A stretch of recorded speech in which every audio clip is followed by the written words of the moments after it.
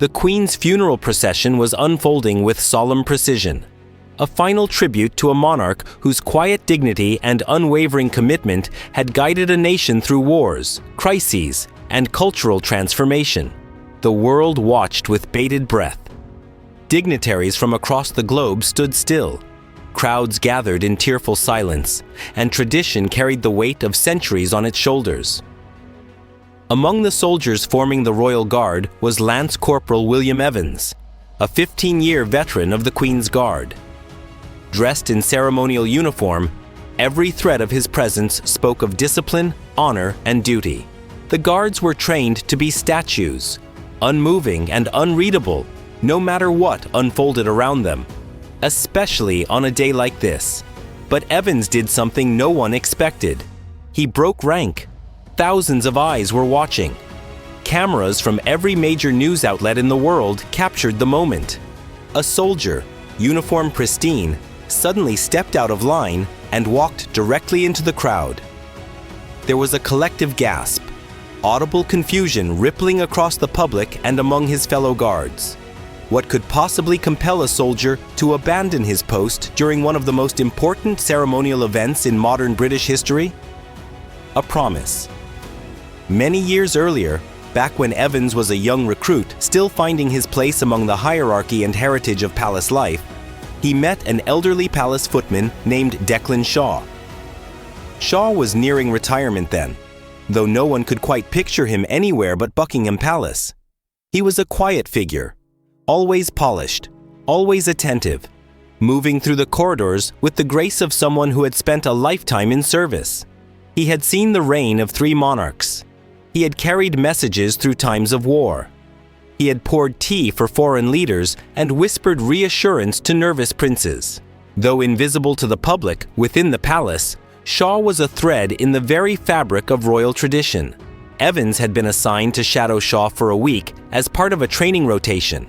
They were 2 very different men, one just beginning his career, the other approaching the end.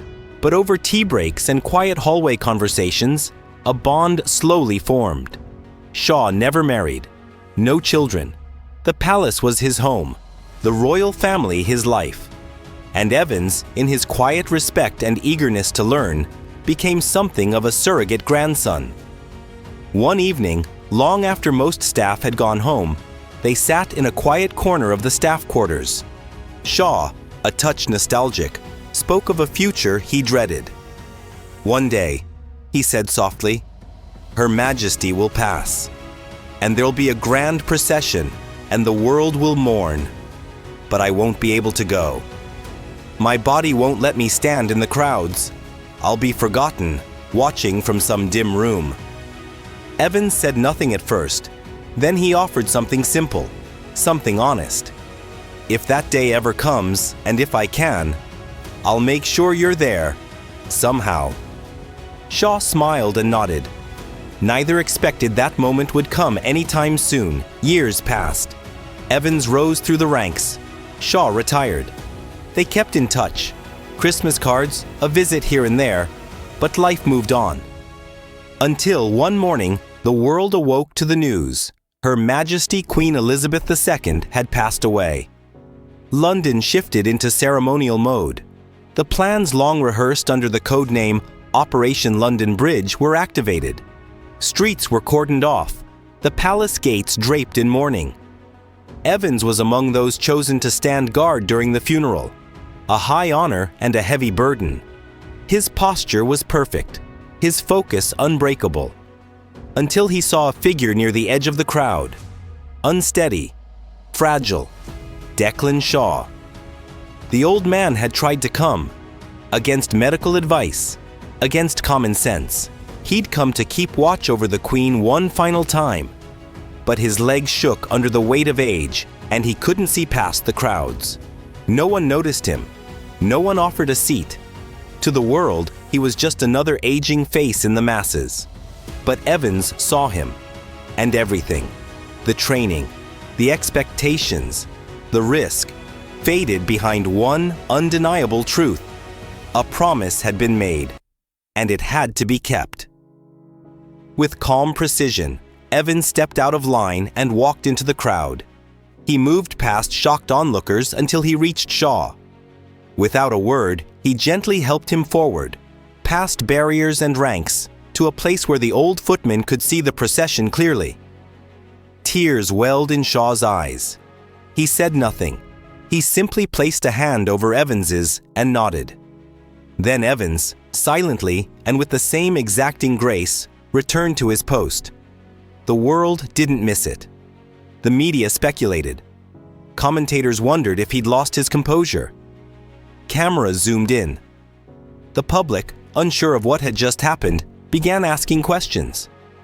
The next day, Evans was summoned for a disciplinary hearing.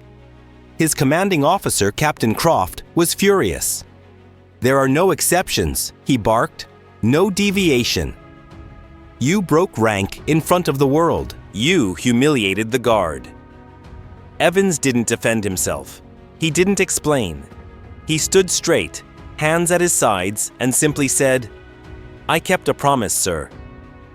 But before punishment could be passed, a senior representative from the royal household entered the room with a sealed envelope.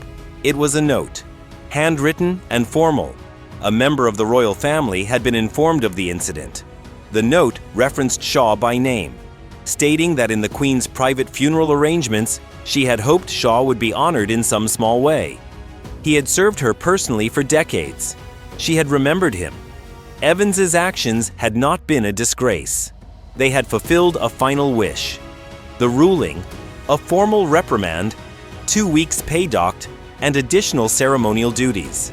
No demotion, no dismissal. The message was clear. There are times when humanity must come before protocol. Later that week, Evans visited Shaw at home. The old man was weak, his health declining rapidly. But when Evans shared the news, Shaw's eyes twinkled for the first time in days. "Worth it then?" he asked. Evans smiled. "Every second. Some promises live beyond rules. Some acts of honor defy even the most sacred traditions." When Lance Corporal Evans broke rank that day, he didn't just keep a promise. He reminded the world that behind every uniform beats a human heart. Would you have done the same? Let us know in the comments. If this story moved you, share it with someone who believes in loyalty, love, and the quiet courage of doing what's right, even when no one else would. We'll see you next time with another story of character, conviction, and the moments that shape us.